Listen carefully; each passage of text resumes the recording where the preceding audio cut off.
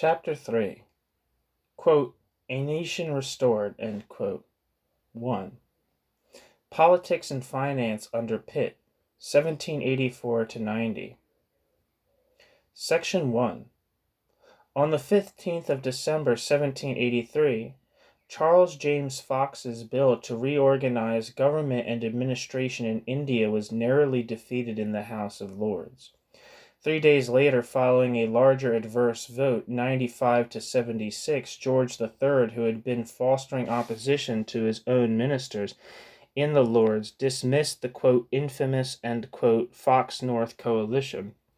8 months earlier, the king had accepted, only with the most profound reluctance, the necessity for such a ministry, an ill-assorted alliance between Lord North, the king's faithful servant from the 1770s, and the Rockingham Whigs, his most steadfast critics. His detestation of it never wavered, and he now gave it immediate notice with a deep sense of satisfaction. The Rockinghams took what they saw as this unwanted exercise of royal prerogative with aplomb. They had believed their control of Parliament secure enough to prevent the formation of any alternative ministry not favorable to them. They awaited the trial of constitutional strength in the belief that the king's power of appointment and dismissal of ministers would be revealed as an empty sham. The world would be safe for Rockingham Whigs. The king would be openly declared a cipher, a reluctant tool of the most politically determined faction among the great aristocratic families.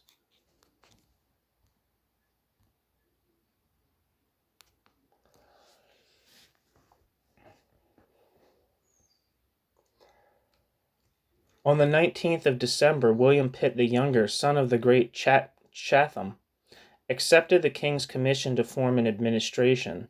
Surprised as they were by this expression of royal effrontery, the Rockinghams mingled astonishment with mirth. The new First Lord of the Treasury, despite his high political pedigree, was just short of 24 years and 7 months old. He had been a member of Parliament less than 4 years, nominated on the influence of the Duke of Rutland for Sir James Lowther's Westmoreland pocket borough of Appleby in December 1780, and taking his seat early in the following year. His ministerial experience was limited to the 9 months, from July 1782 to March 1783, that the Earl of Shelburne's ministry survived. Here he had served promisingly as Chancellor of the Exchequer. Promise was no substitute for experience, however, and wigwags pointedly delighted to, quote, a sight to make surrounding nations stare, a kingdom trusted to a schoolboy's care.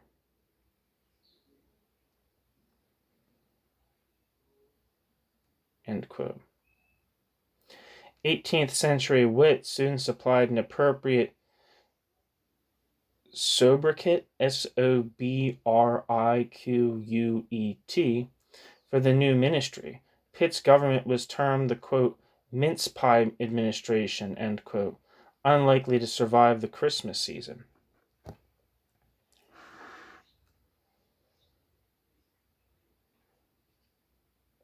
There's a picture here of William Pitt the Younger, 1759 to 1806, and there's a caption here that I'll read.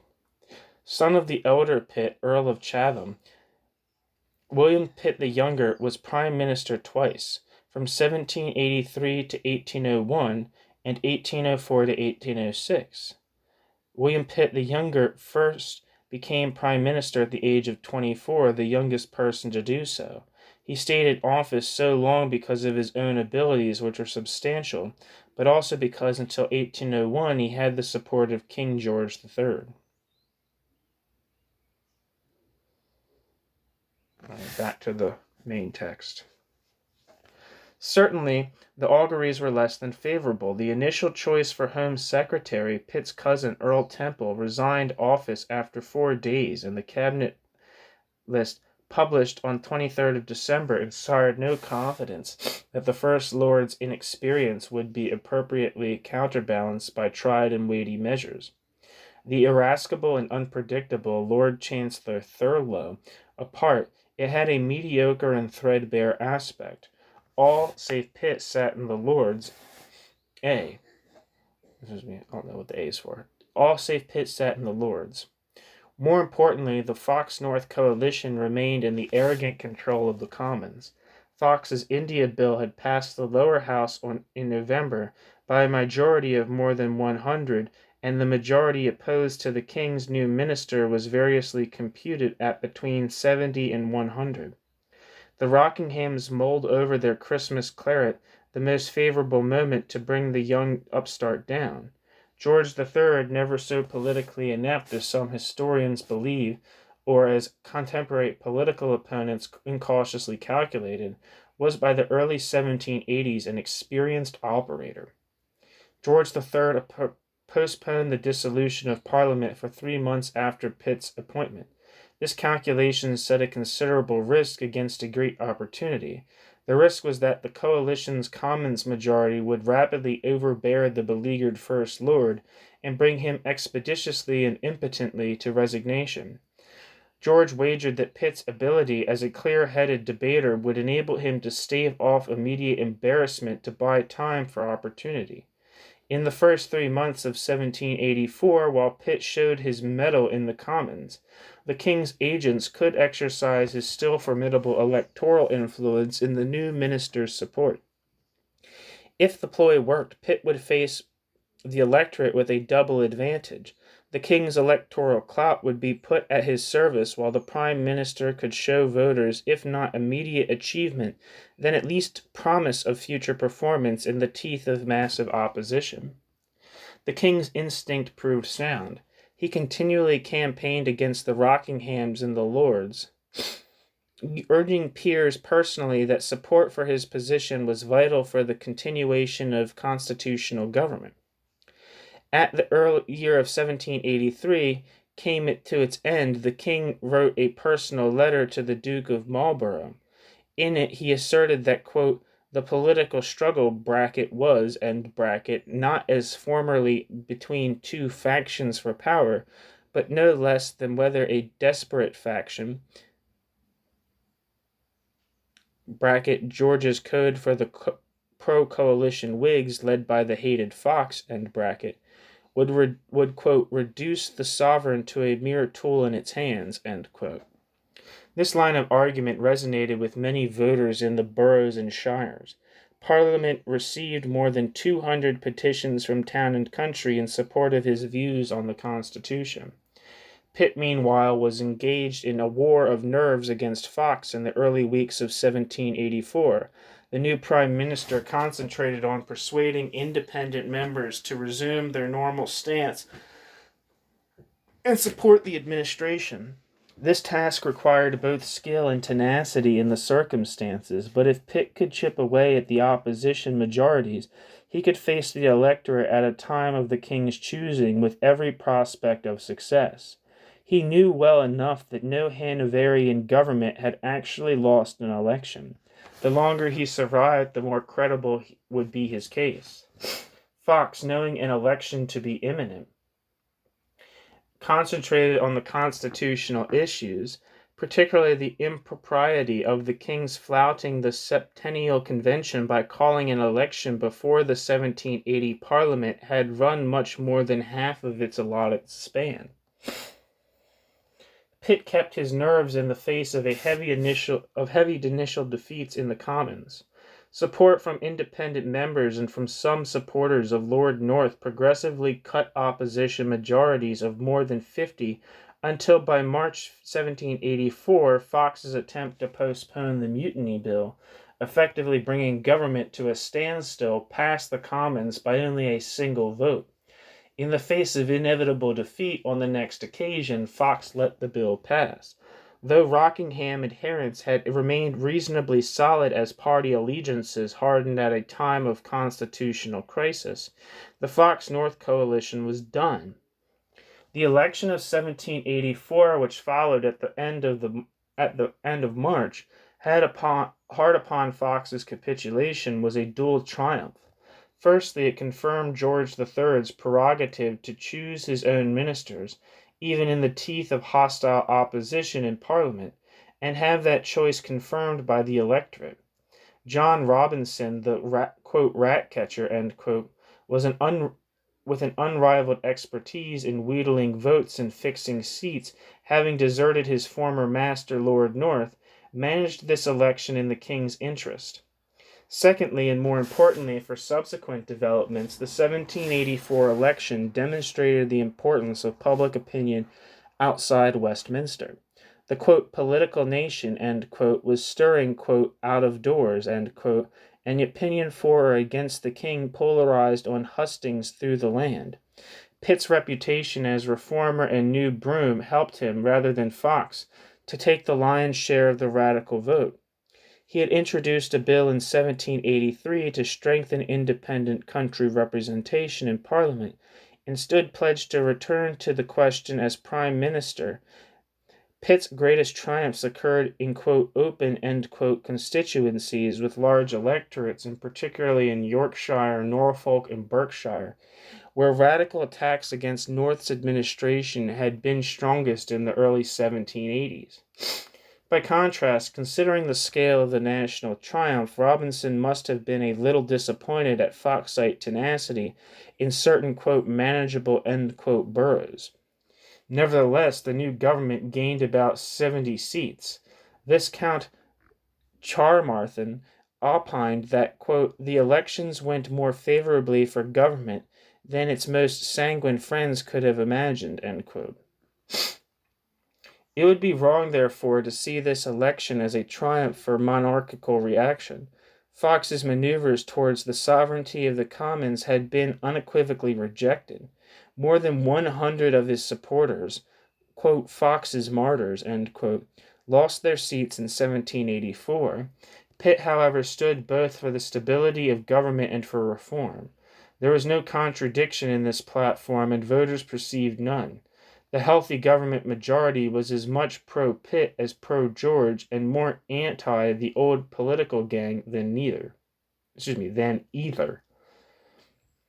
Throughout his career, Pitt always asserted that he was not a, party man, Pitt argued that the nation disliked government in the hands of party factions, and cited the ministerial instability of 1782 to 84 as powerful evidence of its preference for honest dealing and patriotic appeal. Accordingly, in his public utterances, Pitt frequently emphasized his service to the nation, his loyalty to the king, and his distrust of faction. Unlike Rockingham, Fox, and Portland, he never attempted to build up a party. His description of himself as a, independent Whig, was more a statement of generalized support for the principles of the Glorious Revolution of 1688 than a specific commitment to a political party. During the 18th century, support for 1688 was generally taken to encompass liberty, patriotism, and a viable working relationship between king and parliament. Pitt informed the king when the new parliament met at the end of May that Fox was unable to muster even 150 votes against the government. George replied that this, gives the most flattering appearance that business may be carried on with decency instead of that violence which disgraced the late Parliament and nearly overturned the Constitution, Decency, for George III implied absence of party wrangles. From 1784 until the unexpected outbreak of hostilities over the Regency issue in 1788, Pitt's decisive victory put party into the background. The Rockingham connection survived, even improved its organization and readiness for future battles. But party conflict paled before Pitt's determination to continue the king's government and rebuild the nation's fortunes. Fox, almost unseated after an inquiry into irregularities at the poll in his Westminster constituency, concentrated increasingly on local issues, recognizing the futility of attempting to repeat the contests of January to March 1784. As so often in the Hanoverian period, the fires of party division, which flared briefly on great constitutional issues, were dampened by cool ministerial expertise as Pitt maintained normal administrative and executive service.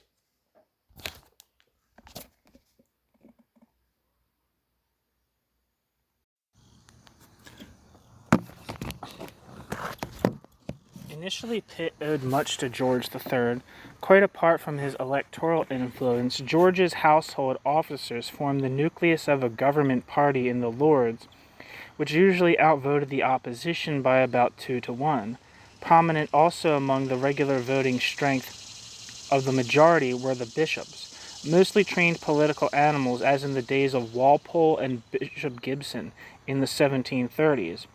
Pitt's majority was buttressed also by the king's willingness to create new peers, a privilege specifically denied the Rockinghams in 1783. The new creations were mostly strong government supporters. No fewer than 119 new peerages were created or promotions within the peerage made during Pitt's administrations. These to an upper house containing only 212 temporary peers at the end of 1783. Dilution here obviously was, but alarmist opposition propaganda that Pitt was ennobling time-serving hacks of little property or pedigree can be discounted. The bulk of the new creations were prosperous landowners becoming steadily richer with rising agricultural prosperity. Many, like Harewood, Pelham, or de Laval, were also important boroughmongers who could consolidate Pitt's position in the Lords and Commons alike.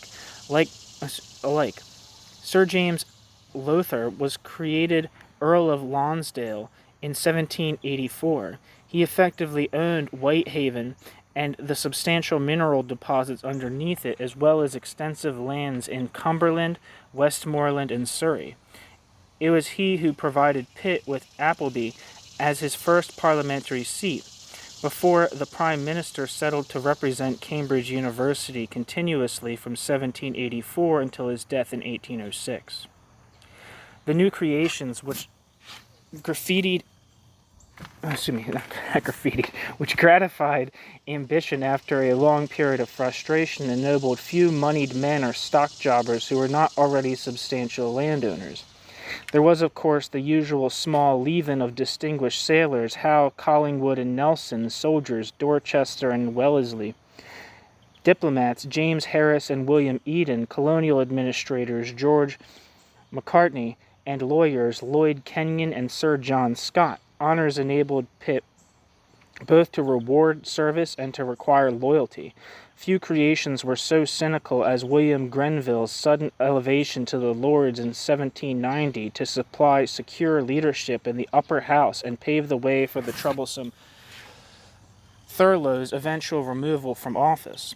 In view of the fact that the 1784 election represented a rout of the king's enemies, it may seem surprising that George III so rarely occupied the center of the political stage thereafter. The king had, after all, been active in appointing ministries since 1760, and his influence at particular points during the ministry of Lord North had been so great as to be of doubtful constitutional propriety. Relations with Pitt were to be of an altogether different order. If George was any way content with a minor role, his new prime minister had no intention of relying on him more than constitutional practice necessitated. The relationship between the two men was correct, punctilious, and usually distant. Cabinet minutes reached the king punctually.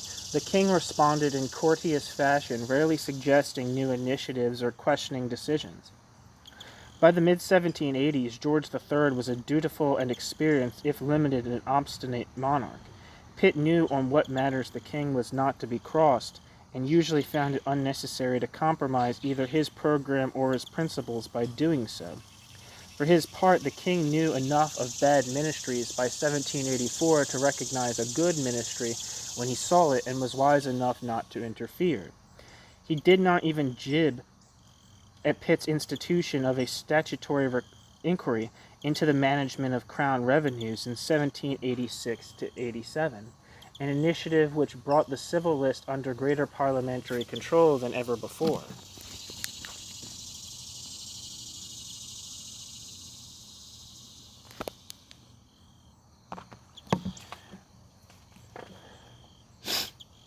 George saw in Pitt's stable government a long-term salvation for the pretensions of the Rockinghams. Pitt knew well enough that he still needed royal support and was grateful that its continuance so rarely impeded policy-making or the efficient discharge of government business. The occasional conflicts were more usually over personality than policy. Pitt persuaded a reluctant monarch to drop Lord Thurlow from the cabinet in 1792. George, however, stuck both to his prerogative and his better judgment in refusing to make Pitt's old tutor, Bishop Tomline, Archbishop of Canterbury in 1805.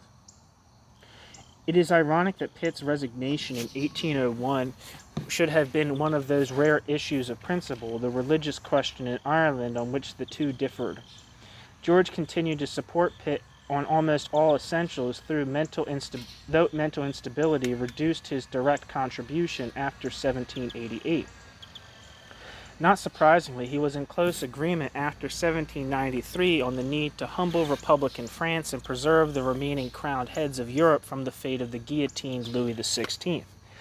By the time the Prince Regent took over in 1811, reforms in the patronage system begun by the Rockinghams in the 1780s to curb royal influence and continued by Pitt in his unremitting search for administrative efficiency had permanently deprived the monarch of that, quote, means to reward services, end quote, on which 18th century government had so largely depended. This dismantling of the old patronage network permanently deprived the monarch of a central directing role. Although Fox's doctrine that the Commons had the right to make and unmake ministries on the basis of parliamentary votes seemed to have been decisively rejected in 1784, therefore it was de facto practice long before George III was dead. Paradoxically, in view of the reasons for William Pitt's accession to power, the First Minister himself was largely responsible. It may seem bizarre, and it is certainly too simple, to argue that Pitt the Younger destroyed the powers of the monarchy, but the observation contains at least a grain of truth. Certainly, as Boyd Hilton has pointed out, the 1784 election polarized politics.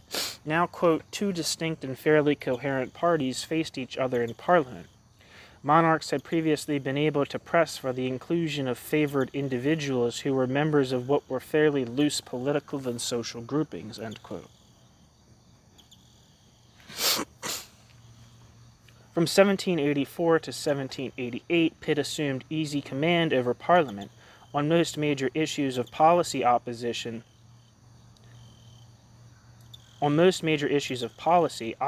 was muted, though automatic endorsement could never be guaranteed. Between 1784 and 1786, the Prime Minister was defeated on 4 issues. He failed to persuade the Commons that the scrutiny of the Westminster election result was anything more than a hounding of Fox. The Irish Parliament sitting in Dublin refused to endorse proposals for reciprocally lowered customs duties. George III used his influence against Pitt's moderate parliamentary reform proposals in 1785 and an expensive proposal by the Duke of Richmond in 1786 to strengthen dockyard defenses was outvoted. This last defeat was hardly surprising. At least 3 of Pitt's cabinet opposed the measure. These reverses show that Pitt's power was not unlimited. They also suggest that after his baptism of fire from December 1783 to March 1784, the First Lord served an apprenticeship during which he learned that proposals to which he attached considerable personal importance were not essential to his long-term strategy. Professor Ehrman is perhaps over-sanguine when he argues that the defeats, quote, are significant not because they threatened his position, but rather because they suggested how he might buttress its strength, end quote. Pitt felt his defeats keenly, but learned from them not to make the same mistake twice. The politician whose early reputation had been made as a supporter of parliamentary reform was not tempted to promote the question again from the Treasury benches. By the 1790s, he had become one of its most steadfast opponents. Section 3. Particularly in view of his later reputation as a defender of the established order, it is important to remember that Pitt brought to his tasks the vigor of youth and the mind of a cautious reformer. He rapidly acquired a detailed knowledge of the country's administrative machinery, an accomplishment rare in 18th century politicians. This mastery of detail made him a formidable opponent in debate and enabled him to embark on his task of reconstruction with confidence. Pitt's reforms in finance and administration were aimed at making Britain stable and creditworthy. In 1783, government expenditure exceeded income by £10.8 million. Though expenditure on the armed forces, the lion's share, would fall with peace terms concluded, it was worrying that income to the exchequer was actually falling, largely because excise duties had fallen by almost £1 million in the last year of the American War. It was also increasingly difficult to raise loans. A total collapse of confidence precipitating national bankruptcy was not out of the question. Pitt's initial priority was to raise revenue. His first target, the smugglers. It is impossible precisely to quantify the extent to which contraband created the revenue, but most recent estimates suggest that between 3 and 4.5 million tons of tea alone found their way illegally into the country each year in the 1780s, undermining the finances of the East India Company in the process. Perhaps 1/5 of all imports were smuggled. Pitt extended rights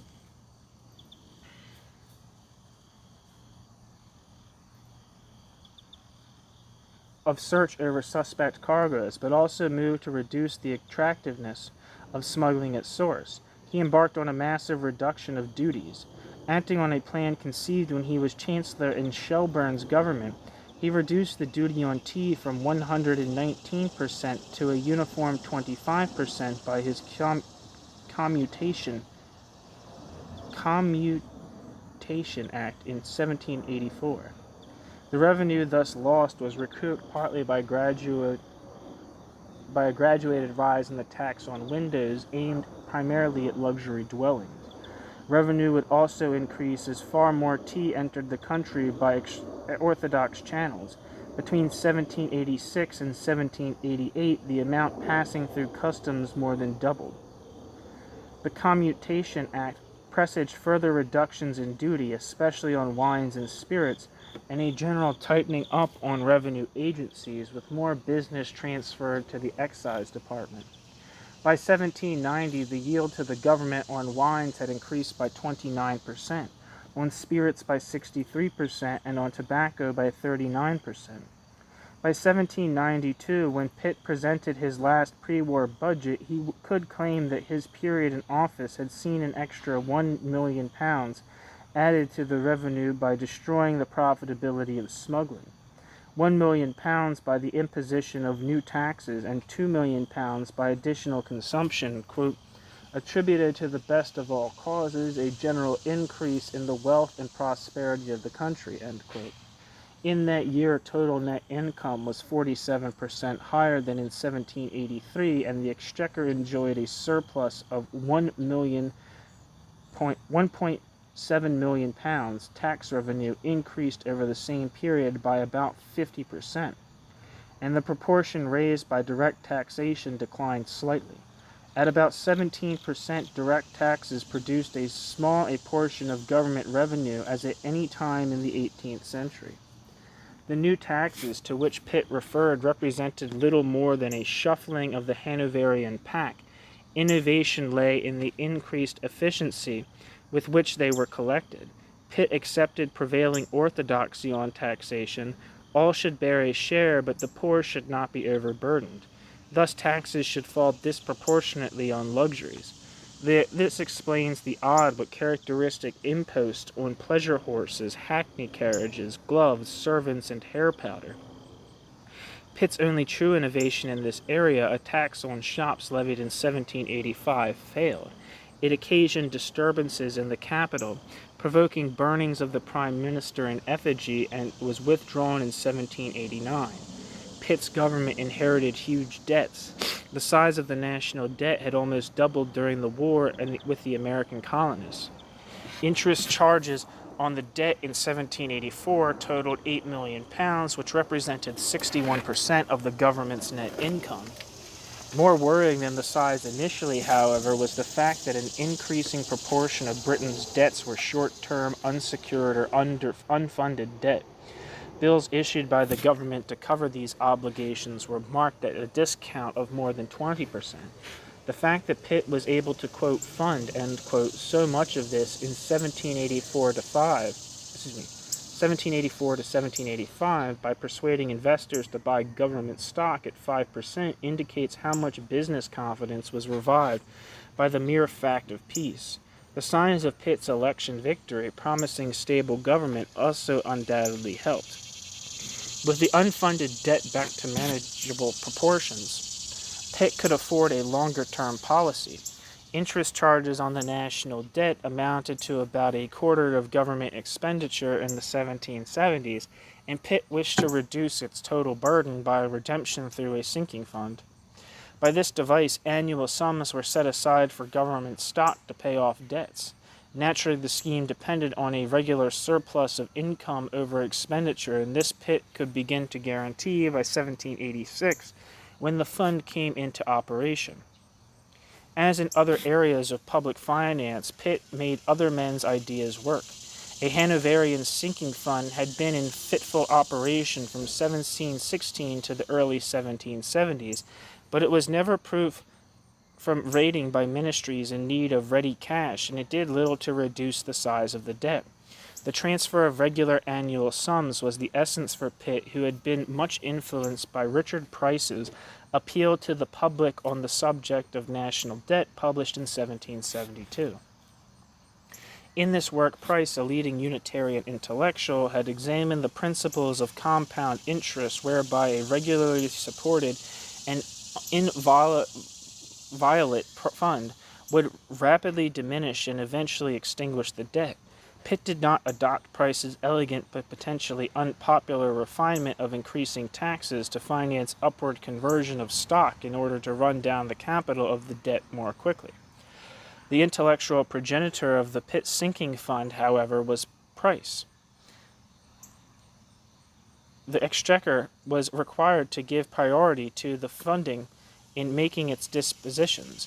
A separate body of commissioners was established to manage it, and the fund was to be inviolable, enabling compound interest to work its miracles.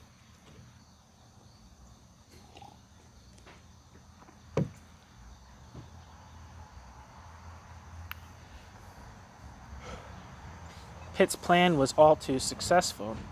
10.25 million pounds of stock was rapidly acquired, and the debt began to run down. Disarmed by the seductive logic of compound interest, the government forgot that the entire scheme was predicated on the provision of a regular annual surplus. Foolishly, and in Pitt's case probably obstinately, it continued to believe that the magic could still work as wartime deficits mounted. After 1793, the sinking fund survived only as an anachronistic talisman, redundantly repaying debt when far larger sums were required and on less favorable terms. It expired in 1829, unlamented and in advance of state decrepitude. Yet its unfortunate end should not obscure the important short-term role it played in restoring the confidence of investors in Britain's recovery during the later 1780s.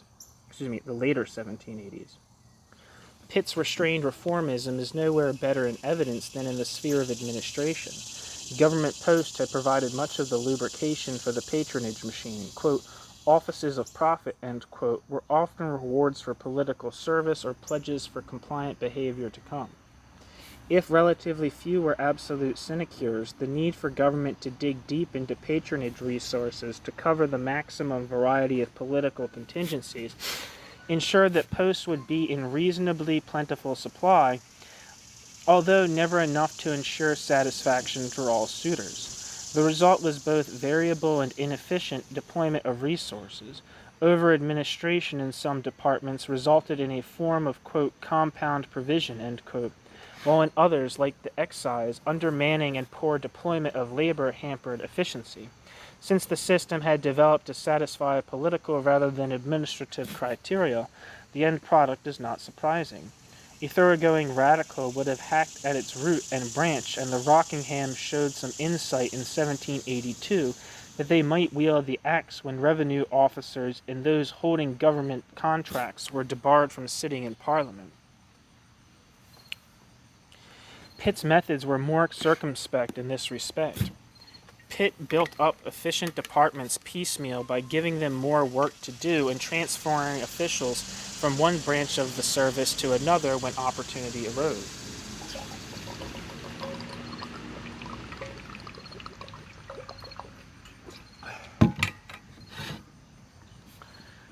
The Board of Taxes, stiffened by transfers from the Treasury and the Excise Board, whose central establishment was increased by 35% between 1783 and 1792, were favored in this way. Men with talent like Richard Frewen at customs were encouraged to innovate.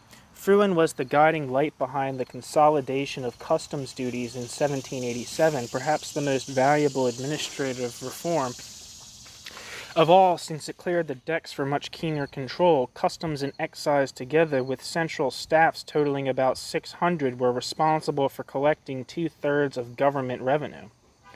Frewen's career continued almost until the end of the reign, during which time he introduced further refinements to increase revenue.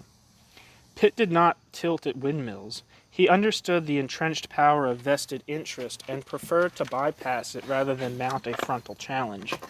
Thus, though he abhorred waste, Pitt did not deal with overmanning by wholesale sackings. Though urged by the Public Accounts Commissions in 1786 to abolish 180 redundant sinecure offices, Pitt preferred to wait for their occupants' death, when most such posts automatically lapsed. In 1792, 28 of the offices had fallen vacant. Pitt was to remain in office for 11 of the next 14 years. By his death, most of these, quote, redundancies, end quote, had been wiped out, and the logic of his long-term strategy was clear. He had avoided the danger of a humiliating reverse at the hands of a league of patronage mongers, yet their power was still perceptibly reduced. Lord Liverpool, the next long-serving Prime Minister, was to remark that Pitt had all but destroyed the patronage network, and in consequence had put government on an entirely different footing. Most important of all, royal patronage was no longer sufficient either to elevate or to sustain a minister not already powerfully supported in Parliament. Any reform of administration which left the armed services untouched would be a botched job. The cost of army, navy, and ordnance was more than 2.5 times greater than the combined cost of all civilian administration. Here, too, there was considerable belt-tightening, with particular concentration on the navy, which Pitt saw not only in military but in commercial terms. As in the excise department, the first minister would spend rather than save when he could do so without waste. The naval establishment was raised from 15,000 to 18,000, and between 1784 and 1790, 33 new ships of the line were built. Though Pitt took a closer personal interest in naval administration, he relied heavily on its comptroller, Sir Charles Middleton, 1726 to 1813, one of the great public servants of the 18th century England, and a protege originally of Lord North.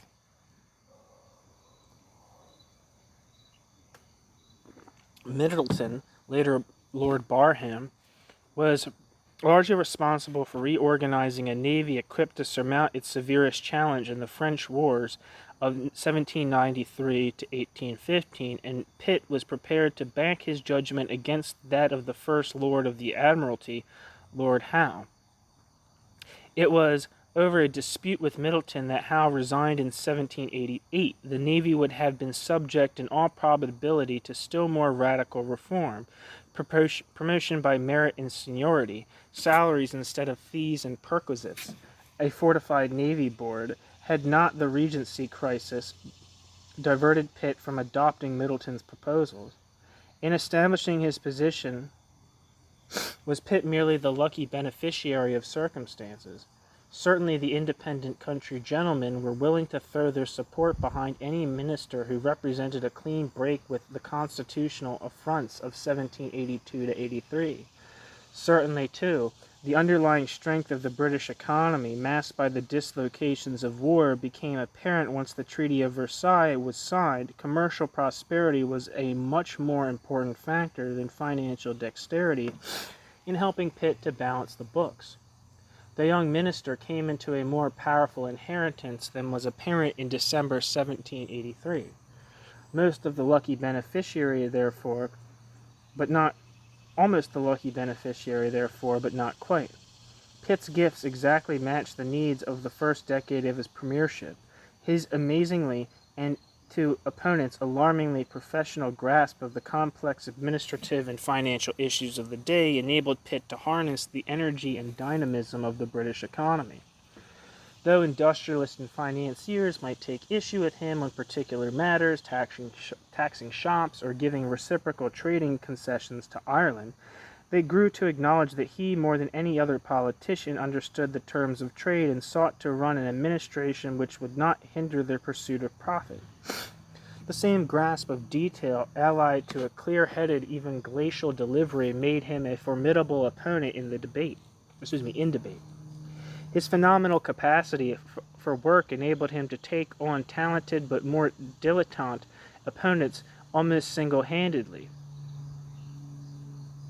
It was soon perceived that Pitt's administration, anyway overloaded with peers, included a number of commoners unable to pull their weight on the floor of the House.